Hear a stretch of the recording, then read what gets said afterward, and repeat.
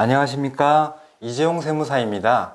이번 시간에는 부담부증여 시에 꼭 알아둬야 될 사항에 대해서 살펴보도록 하겠습니다. 자, 먼저 기본 개념부터 보면 부담부증여란 단순증여와 달리 수증자가 증여를 받는 동시에 증여자의 채무를 인수하는 것을 말합니다.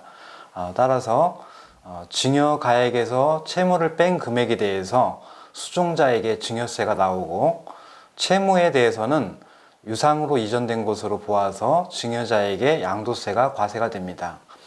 부담부증여로 양도에 해당하는 금액에 대해서 일반 자산과 동일하게 비과세, 감면, 중과세 규정이 적용됩니다. 단순증여의 경우 수증자가 납부할 증여세와 부담부증여의 경우 수증자가 납부할 증여세 및 증여자가 납부할 양도세를 비교해서 부담부증여를 할지 단순증여를 할지 의사결정을 하셔야 됩니다. 양도소득세 중과 등으로 인해서 부담부증여가 오히려 단순증여보다 세부담이 더 큰 경우도 있기 때문에 사전계산은 꼭 필수이며, 취득세도 단순증여와 부담부증여를 비교해서 의사결정하실 때 참고하셔야 됩니다. 자, 다음으로는 부담부증여로 인정되는 채무의 범위에 대해서 살펴보도록 하겠습니다. 증여세 과세가액에서 차감되는 채무액은 증여일 현재 증여자의 채무로 증여재산에 담보되는 채무나 해당 재산에 대한 임대보증금이 해당됩니다. 따라서 증여자의 일반 채무나 제3자 채무의 담보로 제공된 경우에는 악용의 소지가 있어서 부담부증여의 채무에 속하지 않습니다. 부담부증여의 채무를 인수했는지 여부는 증여계약서에 채무 인수 내역을 기재하지 않더라도, 또 채무자의 명의를 변경하였는지 여부에 관계없이 증여받은 후에 채무를 사실상 누가 부담했는지 여부 등에 따라서 사실 판단할 사항이라고 예규는 보고 있습니다. 다만 논란의 소지가 없도록 하기 위해서는 계약서의 인수 여부를 명기하고 채무 명의도 변경하는 것이 좋습니다. 또 수증자의 채무 상환 능력이 없는 경우에는 부담부증여로 인정되지 않기 때문에 주의하셔야 됩니다. 자, 다음은 증여자가 증여 바로 직전에 형식적으로 부채를 발생시키고 이를 수증자가 인수하는 경우에 증여자가 발생한 채무에 대해서 사용처를 객관적으로 입증하지 못하는 경우에는 증여자의 진정한 채무로 볼 수가 없어서 부담부증여로 인정하지 않는다는 심판례도 있음에 주의하셔야 됩니다. 자, 다음은 증여재산 평가를 어떻게 했는지에 따른 증여자의 취득가액 계산 방법입니다. 내용이 조금 어렵습니다. 첫 번째, 채무 부분에 대한 양도세 계산 시의 취득가액은 증여가액을 시가나 저당권 등 특례평가에 의한 경우에는 취득가액은 실거래가액, 확인되지 않는 경우는 환산취득가액으로 계산하고, 증여가액을 보충적 평가, 즉 기준시가로 평가한 경우에 취득가액은 기준시가로 계산합니다. 자, 그러면 상증법 시행령 61조 5항의 임대료 환산가액은 기준시가로 계산한 것인지, 예전에 예규에서는 기준시가로 계산한 것이 아니기 때문에 환산취득가가 가능하다고 보았는데, 2020년 2월 11일에 소득세법 시행령을 개정했습니다. 그래서 임대료 환산가액은 기준시가로 계산한 것으로 봐서 취득가는 환산취득가를 적용할 수 없도록 개정하였습니다. 다음은 월세가 없고 임대보증금만 있는 경우에 임대료 환산 평가금액과 저당권 등에 따른 평가금액이 임대보증금으로 동일합니다. 예규에서는 상증법 66조 저당권 등에 의한 평가 특례는 시가평가나 보충적 평가에 의한 금액보다 큰 경우에 적용되는 것이기 때문에 위 케이스의 경우에는 보충적 평가 방법에 따라 평가한 가액이며 저당권 등 평가에 따른 평가액이 아니라고 유권 해석하고 있습니다. 따라서 취득가액은 기준시가로 평가를 해야 되고, 실제 취득가나 환산 취득가액을 적용할 수 없습니다. 자, 다음은 부담부 증여로 취득한 자산을 나중에 수중자가 양도할 때 취득가액을 뭘로 계산할지에 대한 설명입니다.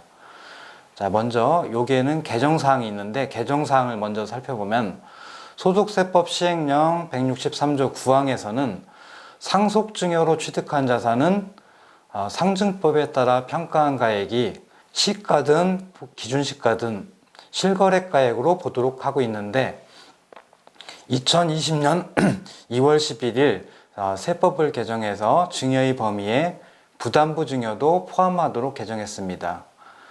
부담부 증여로 취득한 자산을 증여 당시 기준시가로 평가했더라도 그 가액을 실거래가액으로 보기 때문에 취득가액은 환산 취득가액을 적용할 수 없고 기준시가를 적용해야 됩니다. 자, 개정 전에 일부 전문가들의 해석은 부담부 증여로 취득한 자산을 수중자가 추가 양도하는 경우에 증여자산 평가액을 보충적 평가로 평가한 경우 채무 부분에 대해서는 유상매매에 해당되고 실제 취득가액이 확인되지 않는 경우에 해당돼서 이론적으로 환산 취득가가 적용 가능하다고 보기도 했습니다. 따라서 이러한 논란의 여지를 없애기 위해서 위와 같이 개정한 것으로 보입니다. 다음은 부담부 증여의 양도차익 계산 시 취득가액 안분입니다. 부담부 증여의 경우 취득가액은 증여자가 당초 취득한 전체 가액을 공제하는 것이 아니라 취득가액에 증여가액에서 채무액이 차지하는 비율을 곱한 금액으로 계산합니다. 전체 증여가액 중에서 채무 부분만 양도로 보기 때문에 취득가액도 당연히 해당 비율만큼만 공제하는 것입니다. 다음은 다가구 주택을 부담부 증여하는 경우 주택수 계산입니다.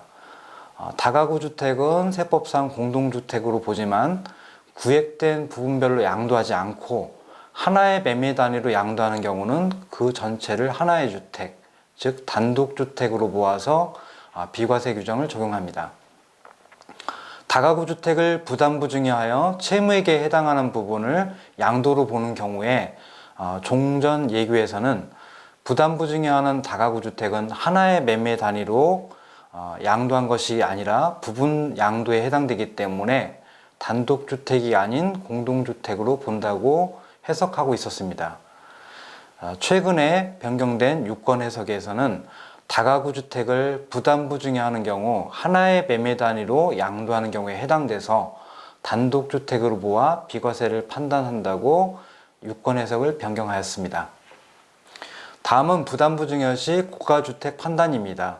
부담부 증여로 인하여 수중자가 인수하는 채무액이 12억 원 이하인 경우에 해당하더라도 전체 주택가액, 즉 전체 증여가액이 12억 원을 초과하면 고가주택에 해당됩니다. 예를 들어서 15억의 아파트 임대보증금은 8억이라고 가정하고 부담부 증여하는 경우에 양도가액은 채무액인 8억 원이 되지만은 전체 증여가액인 10억 원을 기준으로 고가주택에 해당합니다. 자, 다음은 부담부 증여 시 취득세율 적용입니다. 증여가액에서 채무를 차감한 부분에 대해서는 증여 취득세율인 3.5% 또는 12%를 적용하고 채무 부분에 대해서는 유상취득에 따른 취득세율인 1에서 3%, 8%, 12%를 각각 적용합니다.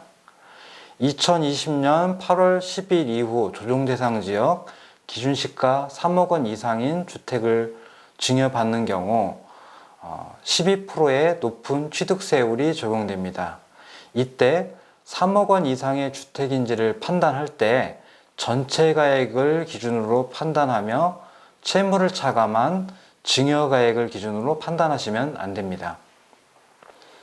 자, 다음은 부담부 증여받은 자산의 2월 과세 및 부당행위 계산 부인 적용 여부입니다. 증여받은 날로부터 5년 이내에 양도하는 경우에 배우자 또는 직계존비속 간의 2월 과세가 적용되어 당초 증여자의 취득가액으로 계산하게 됩니다. 특수관계자 간에는 부당행위 계산 규정이 적용돼서 당초 증여자가 직접 양도한 것으로 봅니다.